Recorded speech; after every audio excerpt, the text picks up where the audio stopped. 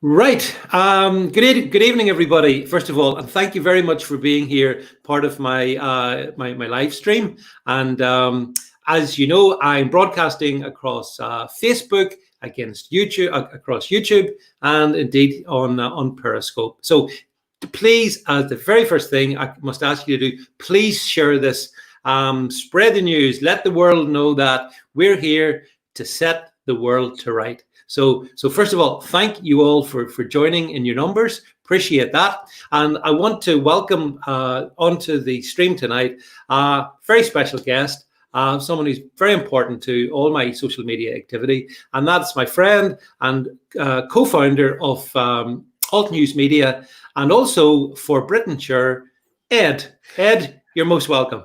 Evening, David. Thank you very much. How are you?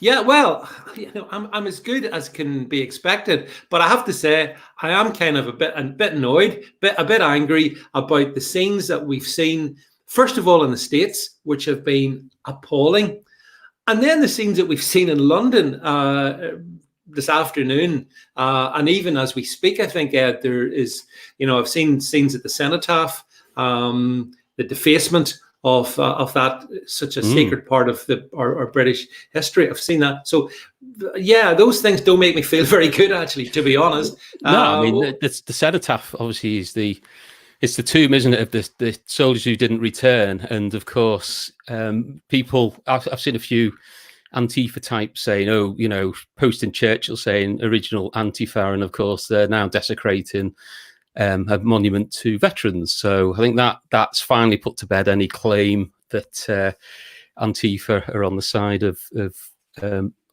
good in the world, shall we say. Oh, I don't. Yeah, I mean, the thing about, well, let's try and sort of uncover or unpack this whole issue, because you and I are both big fans of President Trump. More broadly, we're big fans of the United States of America. We've both been and both appreciate it.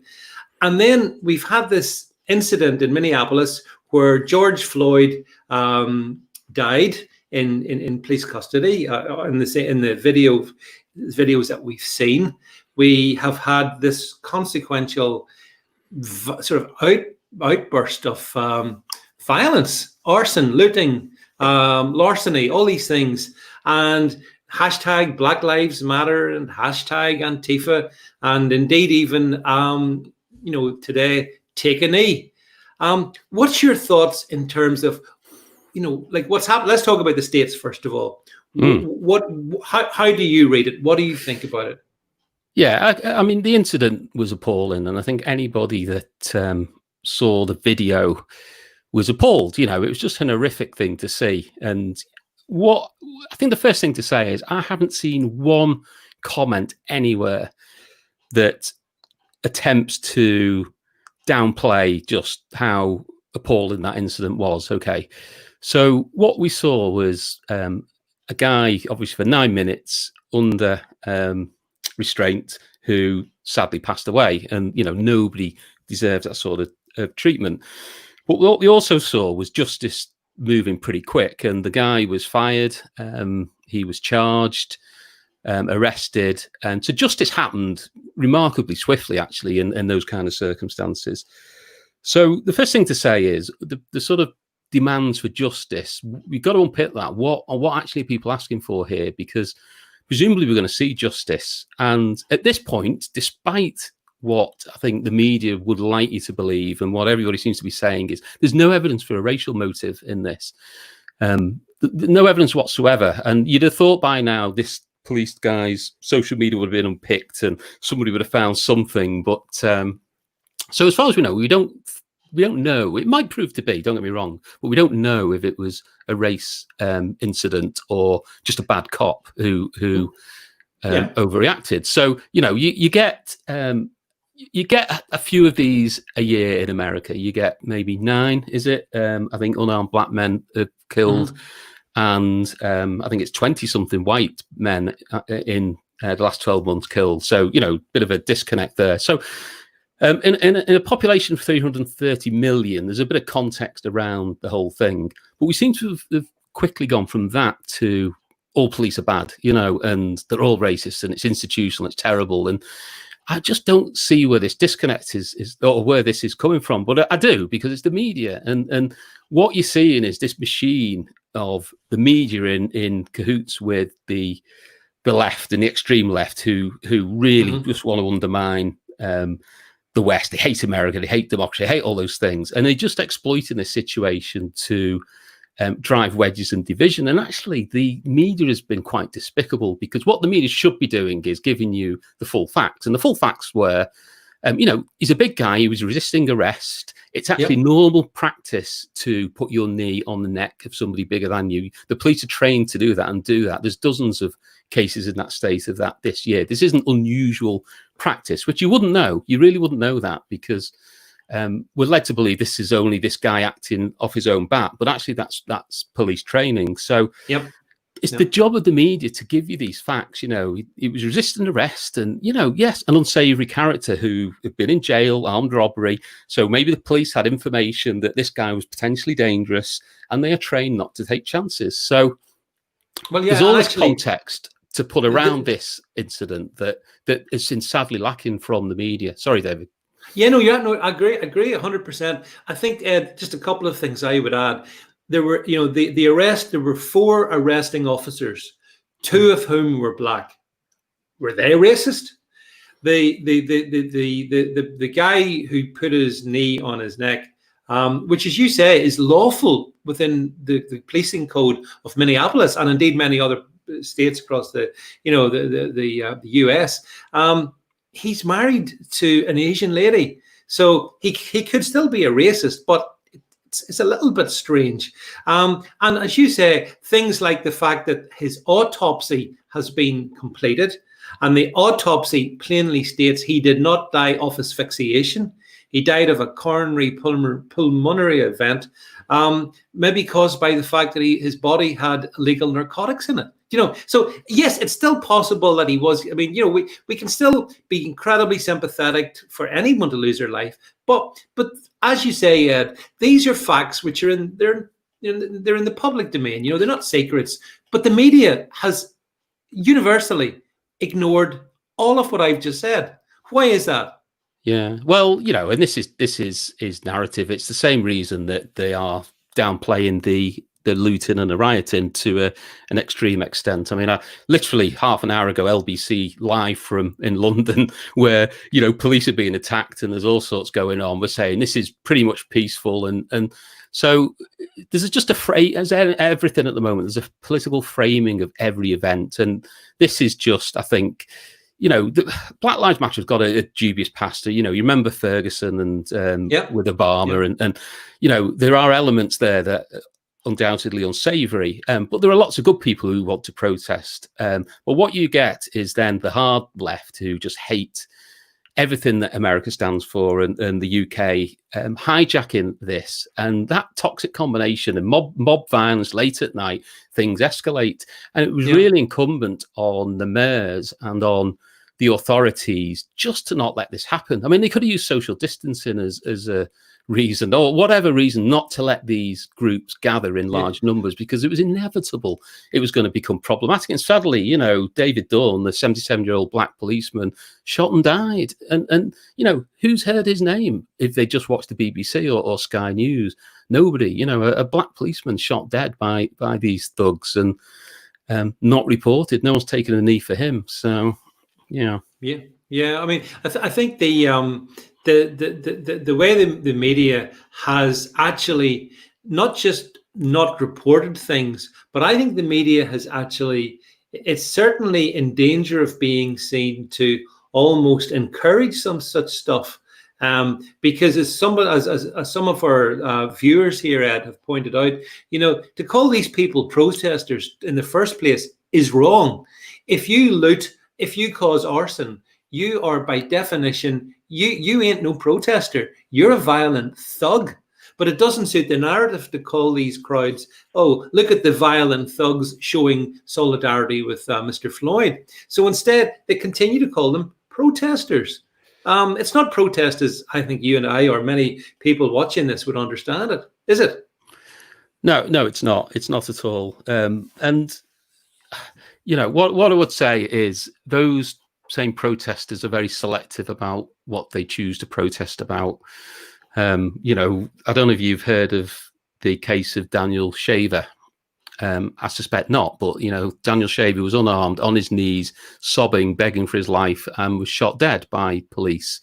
Why have you not heard of him? Possibly because he's white, or he was white. And this is I think the disconnect with reality that we're seeing. So you have things like Mike Tyson, the famous black boxer Mike Tyson, tweeting statistics. These are just stats on interracial death and crime.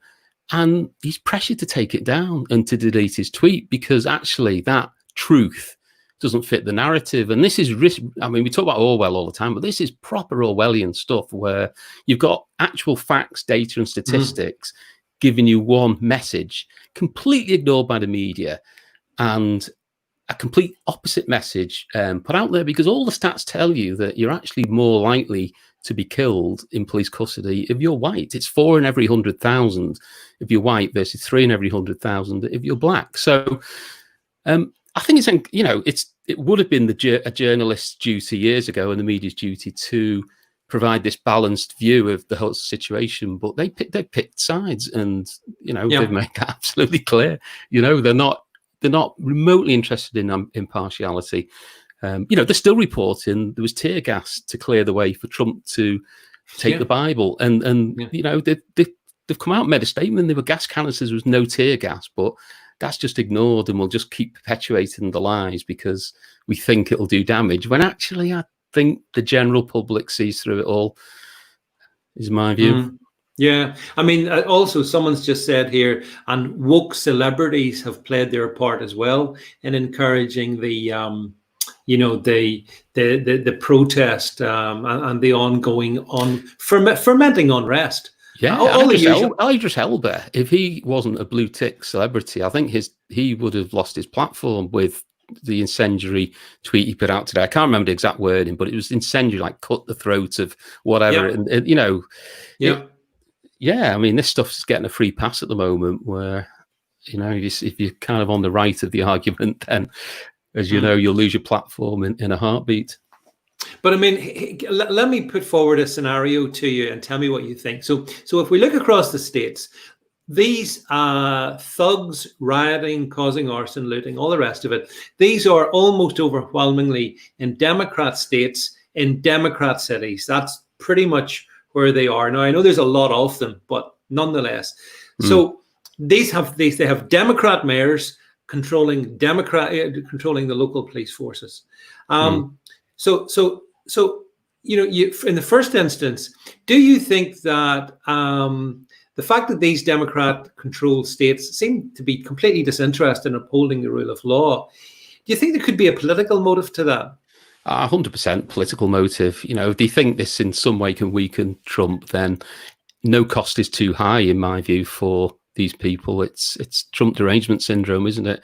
And people getting killed and businesses getting looted and rioting and all the rest of it is a price I think they're happy to pay.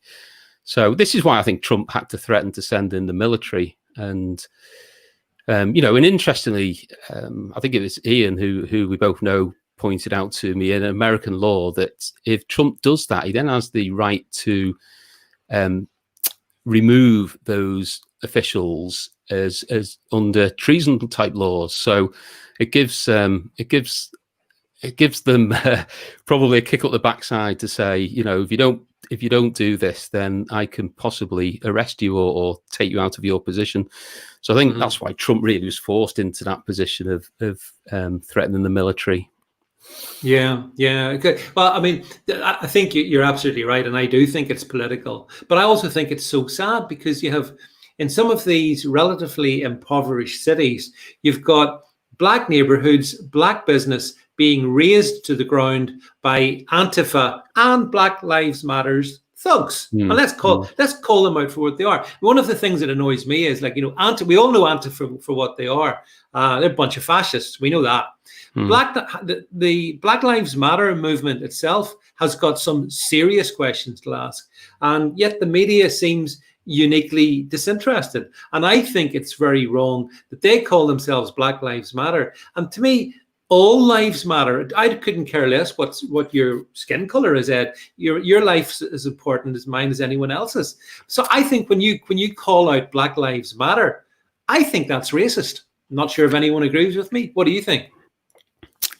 Yeah, I think the reality is, I think particularly in America and in the UK, racism is, it's never going to be non-existent because it never will be. But they're two of the most tolerant countries in the world. And I genuinely don't think people now see skin color. I think people are judged by their character and their behavior. That's how we see people. The only people who keep referencing skin color are political activists, and are determined to divide people into groups and lay claim to that group, if you like. I mean, what was it Joe Biden said? If you don't vote Democrat, you're not black. And this is probably you ain't black. Insulting stuff, isn't it? This is horrendous racism.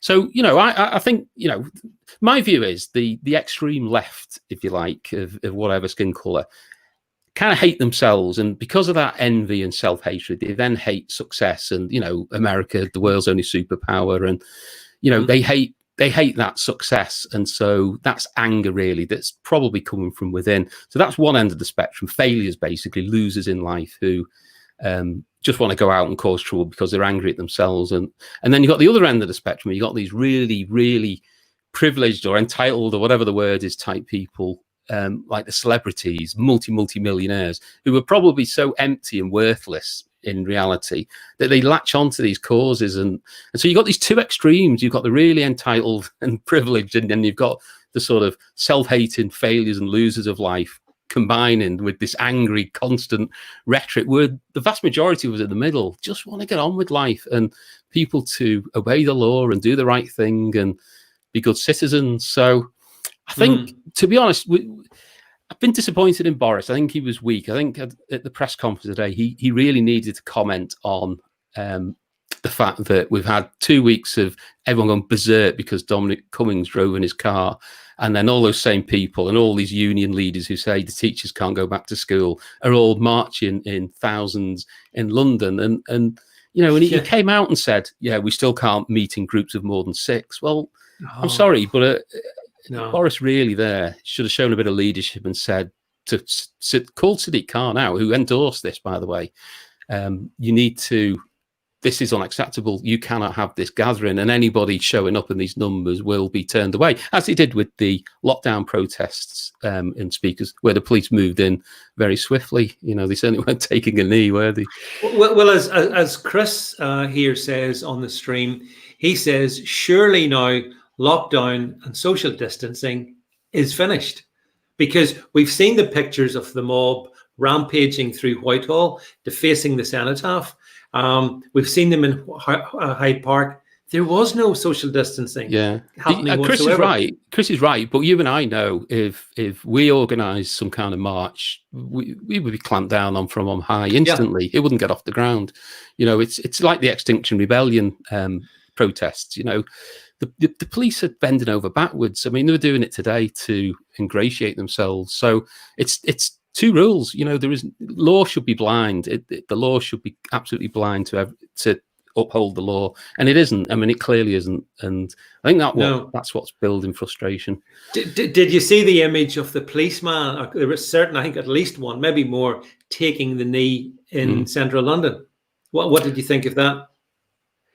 Yeah, again, I just don't see the police's job is to uphold the law, not to virtue signal. Whether it's wearing pride rainbow clothing or whatever it might. That's not. Police are there to be respected. And when I grew up, and I'm sure when you grew up, we kind of feared the police a bit and respected them, and we wouldn't answer back, and we would do what they said. They've lost that now through this. They have no respect, and you see kids taunting them now and mocking them, knowing that there's no reprisal. What amazed me in America was watching the rioting and the looting. They didn't bother even covering their faces. They just no fear of repercussion. They're laughing and joking on camera as they're robbing trainers and televisions and things without fear. Yeah. And that's bad. You know, that is a bad situation. I think, you know, the thing, modern politicians aren't that interested in making sure that the rule of law applies to all. That's one of the fundamental issues I think we face, because that might mean that certain groups get disgruntled, and heaven forbid that would happen. So I mean, I blame the political class in this one. But I mean, we're talking now about the UK, having moved across the Atlantic, and we, you know, as I say, I watched the scenes in London, and I watched the police, and the whole thing, and the media, who, by the way, only last week, or the facts last few days, were telling us, oh, but look at the BAME death rate for COVID. It's horrendous.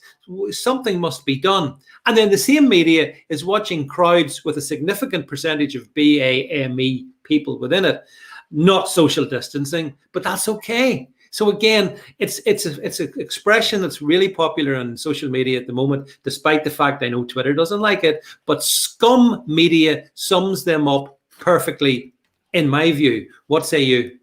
Yeah, I mean, it's a well-earned title, isn't it? A well-earned hashtag. And this is it's almost unbelievable, but it is believable because we see it all the time. You know, the whole lockdown thing just dropped completely. You know, and Beth Rigby asking the question about the protesters didn't mention that.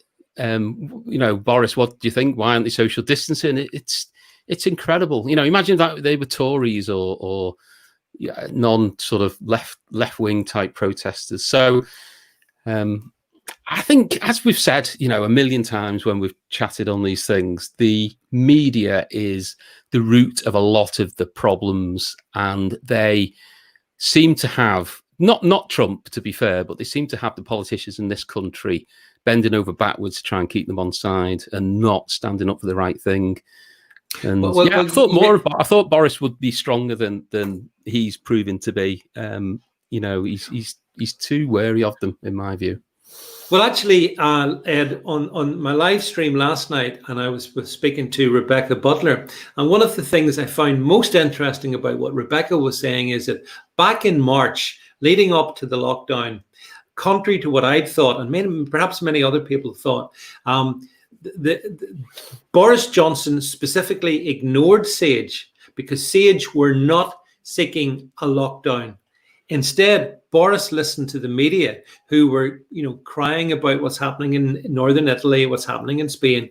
And our lockdown was essentially his response to media pressure, not science telling him he had to do it, because in many regards, some of the things that he's done went against confirmed SAGE advice, as made manifest in the released meetings of the SAGE meetings from March. So that was my alert, Ed, that Boris he's watching. I mean, I guess he and Dominic Cummings, they must be very, very sensitive to what the media wants. But the media, to my view, is our enemy.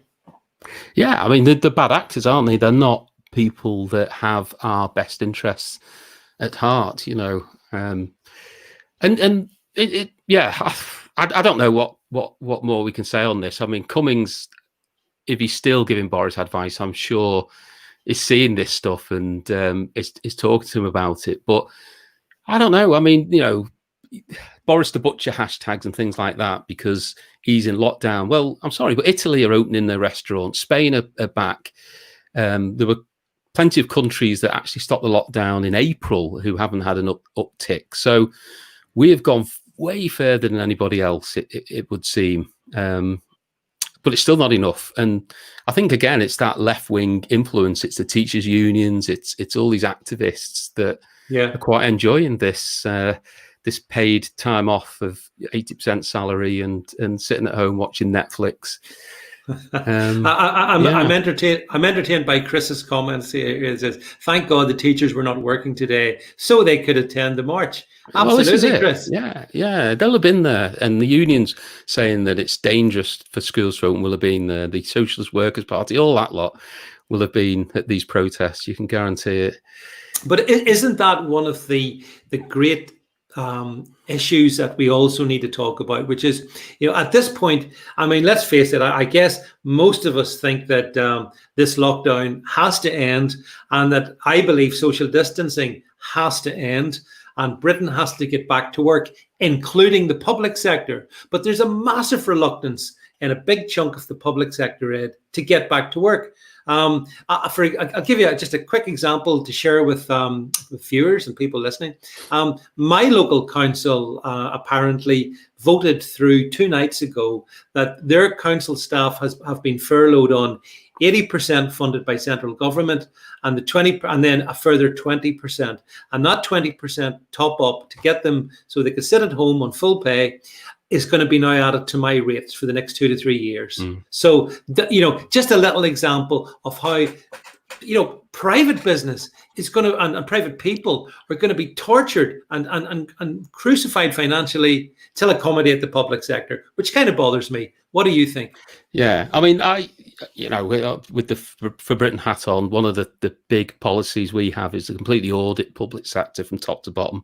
It's an absolute bloated beast of it's so far beyond what it needs to be. It's frightening. I've always maintained you could sack a third of the public sector and not notice a difference, and that sounds very glib, but I genuinely believe that it could be streamlined so much so. I mean, I'll give you a little example of what I mean by that. Sort of back in the day, I worked in an environment, and I went to a local council, and we sold them, I think it was, 50 laptops or something like that as part of this. Yeah. And I went back to them about a year later, this council, Labour Council, just I don't know if that's relevant, but this gives you the mentality. I went back a year later, and the laptops were still sat there in the boxes. And I said, what's going on there? And he said, yeah, well, we had to just spend some budget before the end of March. We didn't really need them. And because the memory came separate, because it had additional memory, it's no one's job to fit the memory. We've not done it. So basically, they'd spent, I don't know, £80,000, £100,000 because they just wanted to burn budget on something they didn't need. And when it arrived, they didn't bother using it because it wasn't their job. And the guy telling me this, right, get this, didn't like email. So he had a member of staff whose job it was. He printed off his emails, hand wrote his replies, and it was her job to type the emails in and send them for him. And this was in the council. So, I'm sorry. I have a dim view of the public sector, and this isn't a one-off. This kind of madness goes on, and it wouldn't last. This behaviour wouldn't last 2 seconds in the private sector. But of course, the public sector need to keep them in a living. So.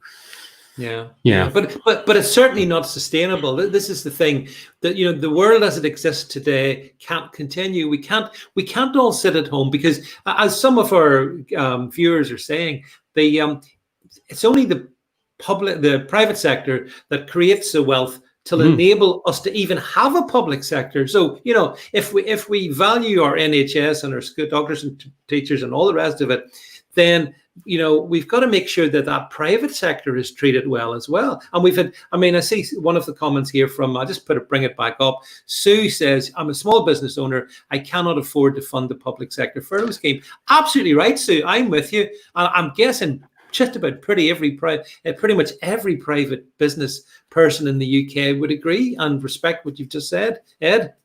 I totally agree. I've always worked in the private sector, and I'm just staggered. I mean, the public sector doesn't have to raise revenue; it's given money, and yet you get these bosses on £300,000, £400,000, £500,000 a year salaries, and all they're doing is managing a budget. Anyone can do that. They don't have to go out and earn that money. So, I've got complete respect for business owners in the private sector because they are the people that make this country what it is. It isn't the public sector, that's for sure. And here's an interesting one that Michael brings up, Ed. He says, Barry Gardiner is an obsequious, hypocritical, troll-feeding parasite. Michael, I couldn't have put it more aptly.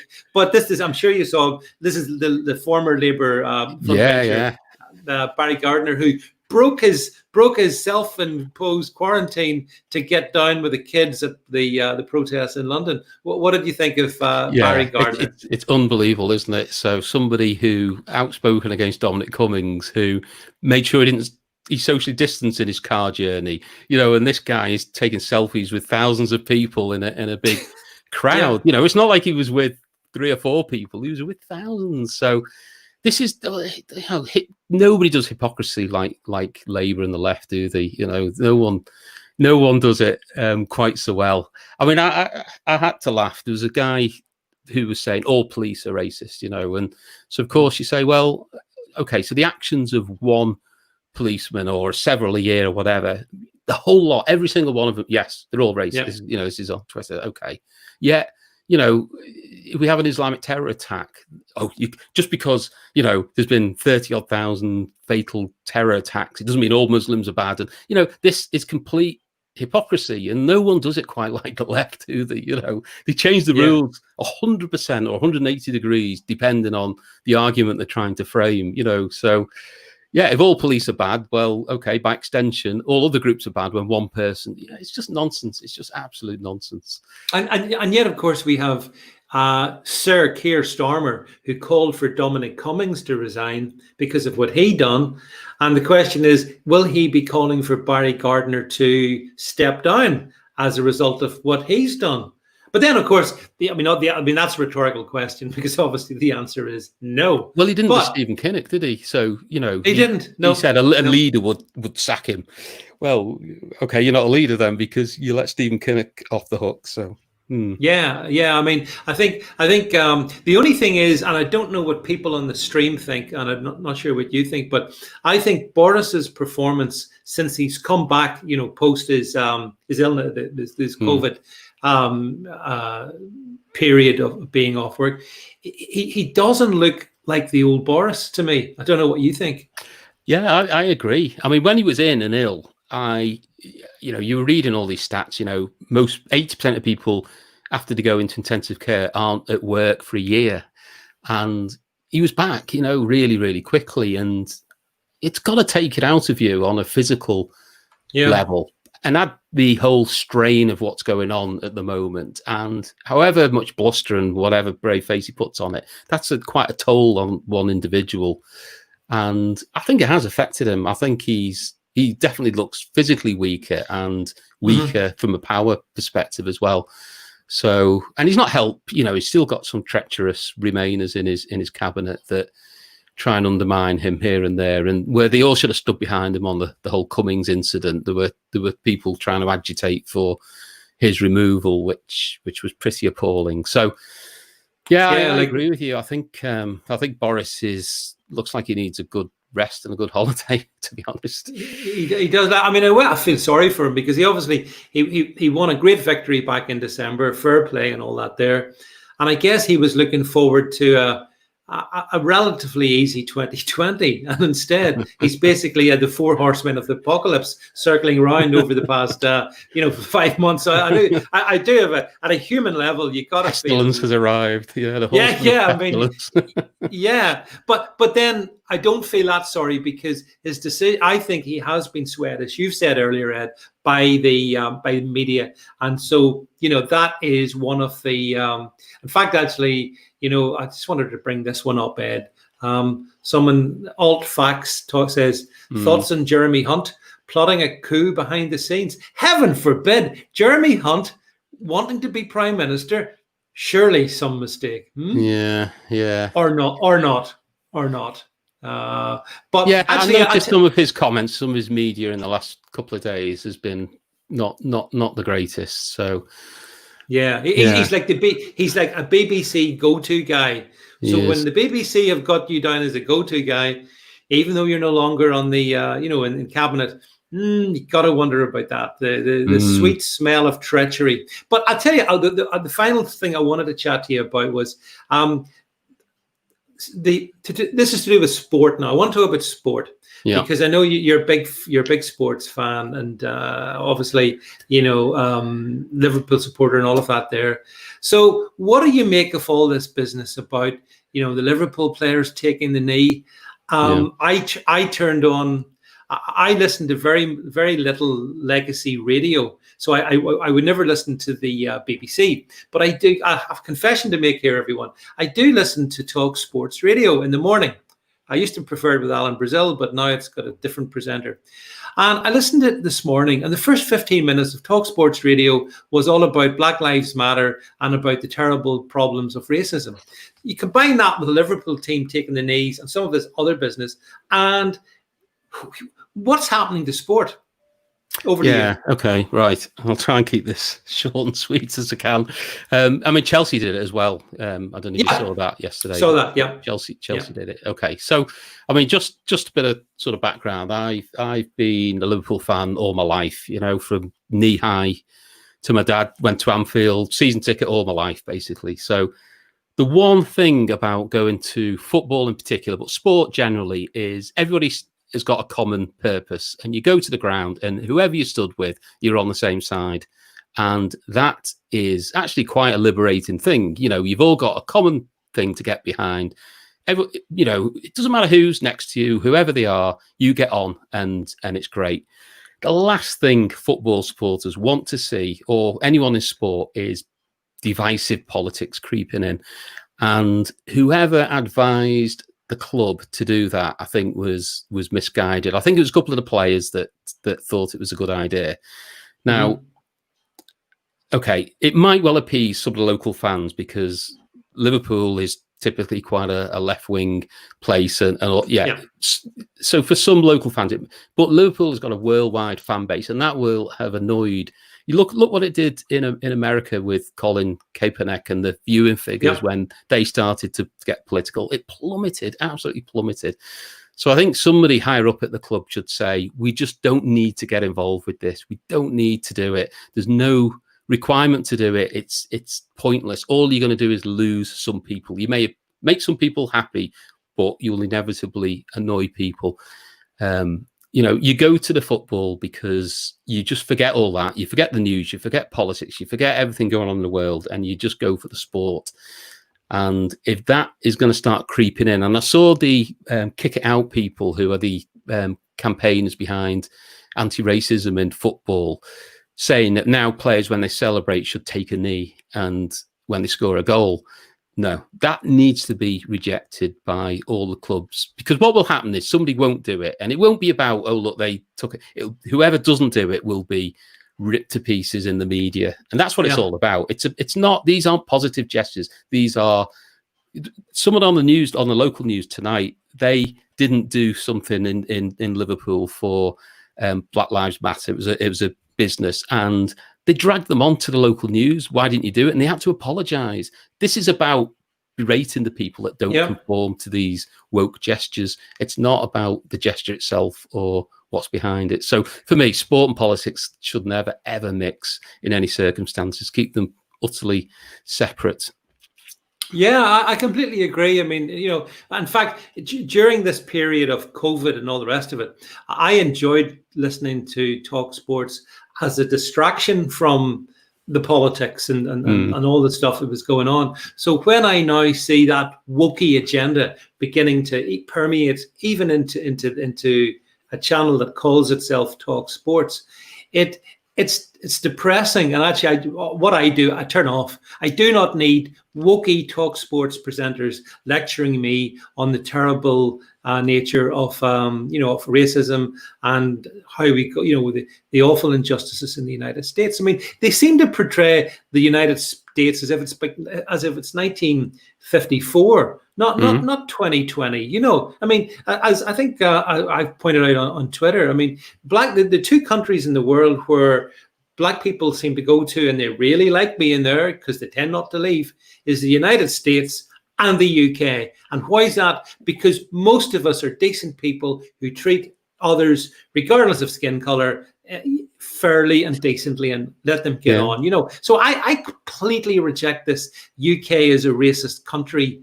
I mean, in America, a community organizer became president of the United States. I mean, what more of an example do you need that skin color is not a barrier? It isn't. It just really isn't. And it's quite interesting to see all the countries having digs at America where human rights leave quite a lot to be desired, shall we say. So, yeah, I mean, every poll and every survey shows you both America and the UK are the least racist, amongst the least racist countries in the country. So, you know, there's this thing of basically, if you are white, it's not enough to not be racist, you know, and everybody's guilty, whether they realize it or not. It's just utter complete nonsense, isn't it? Let's be honest.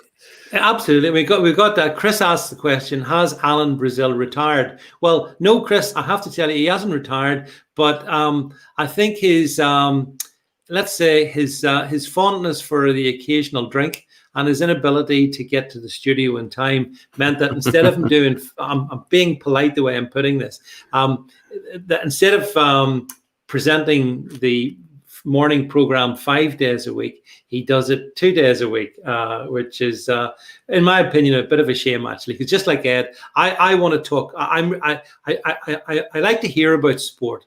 I'm not an expert like Ed on sport. I just like to hear, but I have a general interest. And when I see the wokey agenda coming in, Ed, absolutely, it turns my stomach, you know. So, Ed, we're sort of approaching the last sort of couple of minutes.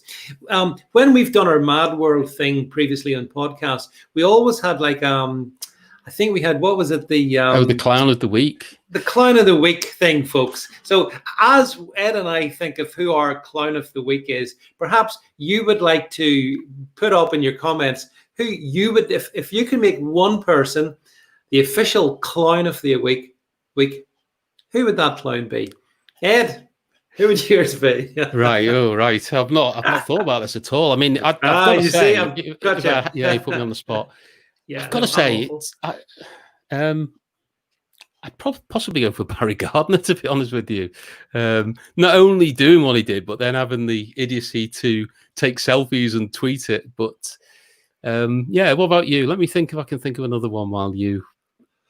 Well, yeah, I mean, yeah, because I've had the benefit of what you haven't had, which is thinking time. And I have to say, first of all, Ed, several people instantly agreed with you. So you're right. I'll stick with that then. I think, you know, for me, who do I think has been the absolute clown of the week? Well, there's one who's been a clown pretty much, actually not this week, but last week and for many weeks, and that's Piers Morgan. Piers Morgan and his hysterical, well, it's become Trump derangement syndrome on TV, but also complete hostility to the Conservative government and certainly to Boris. I think he's a super clown because he you know he's demonstrated that and no impartiality whatsoever. I mean, I know people like Emily Maitlis and so on and so forth are not impartial, and they're equally clowns. But Piers has gone, like, for example, President Trump unfollowed him on Twitter. I'm led to understand, which I'm sure hurt his feels. But you know, we just have to live with these things. But we've certainly got. I'm putting up some of the suggestions here. Here's quite a good one. I want to put this one. The Sotonian says, the black geezer from Star Wars in Hyde Park. Yeah, that's right. Yeah, he's one. Jed comes up with, I think that's Death Bay. You see, honestly, the people, I've always said this actually, even on my ordinary live streams, the comments in this would make it great. I love your comments. Here's another good one for you. How did Beth Rigby, a lady who can't pronounce the G's at the end of words, get a job on TV, mainstream TV? I mean, really, you know, the standards have slipped, haven't they? Let's be honest. I dread to think. There's one, Kay Burley. That's another one. This all facts brought up. Actually, two brilliant ones. Ian Blackford, who, having lectured us on the need for Dominic Cummings to resign, turns out he travelled. How many was it? 500 or 600 miles. Yeah, or was it the Proclaimers who travelled 500 miles to the Isle of Skye for reasons which, well, we can only but speculate on. I think he was determined to get home to his family. Is there a more annoying windbag in politics than that, that guy? No, I mean, is there? He's just. Anyway, sorry, go on.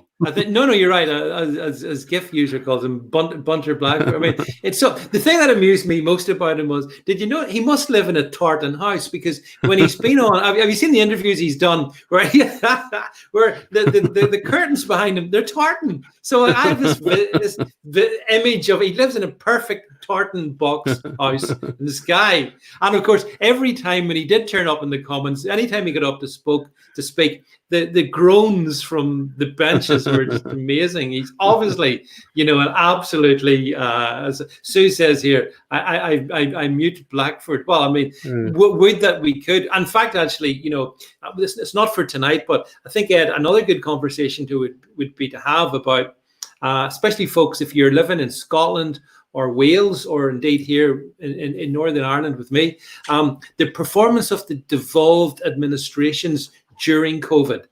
And I think we've seen some very disturbing things there, not least in Scotland, where Bunter is obviously in his own element with Sturgeon and the rest of those SNP fruitcakes who seem to want to keep Scotland permanently locked down.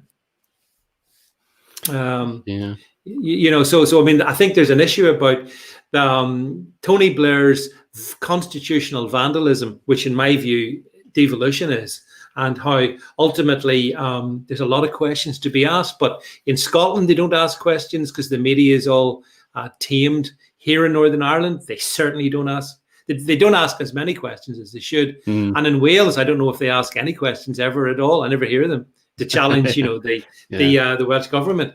But hey, listen, I think that's us pretty much coming to the end of our time. Just before you go, just whilst everyone's still on here, I just to say, I mean, Ed's been a great stalwart in helping me and others bring together alt news media for you folks, and we're trying to do our best in the world of scum media.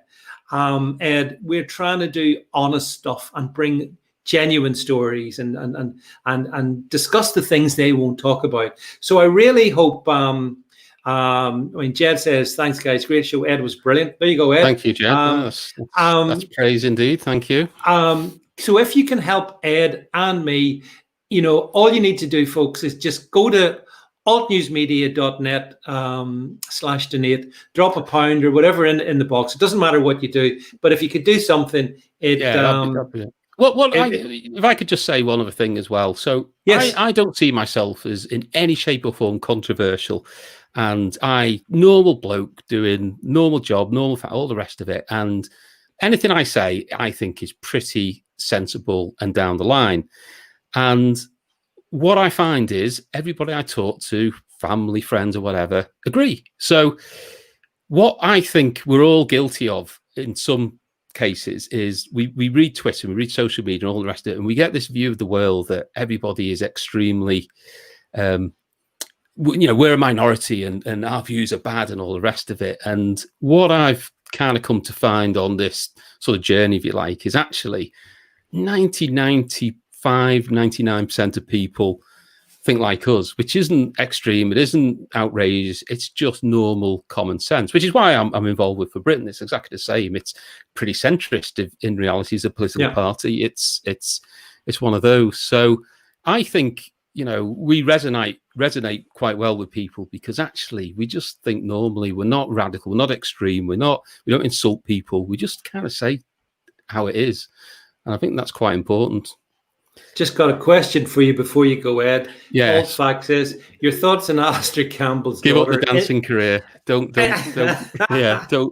for dancing. I've just got one question as well. One last final quick question. If people can just quickly answer this, and this is genuine. All the people doing the taking a knee and the football is around the centre circle, all the rest of it.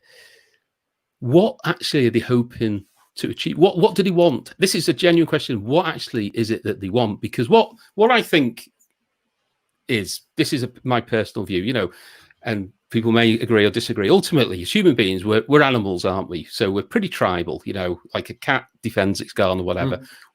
As a Liverpool fan, if I walk into Old Trafford wearing a Liverpool shirt, I'm going to get spat on and attacked. Two schools in the same town hate each other. So as creatures, we're pretty tribal, aren't we? We are. We have our groups, and you know, and all the rest of it. So I just wonder what they're hoping to achieve, because are they hoping to undo, you know, millions of years of evolution out of the human race, where we all globally get along, we all think everybody else is wonderful? Because that ain't going to happen, you know, and that's not a racist thing. That's just survival of the fit, whatever you want to call it, human nature. We are tribal people, and you know, the left hate everybody else, and you know, so they're guilty of what they accuse the right of. And so I just wonder what people think is the ultimate aim of these protests. What did he think is actually going to happen, that suddenly human nature is suddenly going to dissolve and we lose all our instincts? And I don't know. It's a fascinating subject for me. It really is. Yeah. Well, I mean, we could talk all night about it, but I think our time is pretty much up. So, listen, Ed, thank you very much for being part of this, and hopefully we can do this like on a regular basis. Yes. Just like we did previously in the podcast. So, folks, I hope you've enjoyed listening to Ed. As I say, Ed's the central part of Alt News Media. He's also a central part of For Britain as well. So this is a guy who has a lot of things to be doing, but he's keen to give us time to help you, to help me, to help others, to try and get out hopefully intelligent, informed debate. And that's what we're at Alt News Media. Yep. So listen, folks, thanks again. Ed, thank you. And I will be back with you folks on Friday night. Put it in your diary, 8 o'clock. See you all then. In the meantime, stay safe. Bye for now. Bye-bye.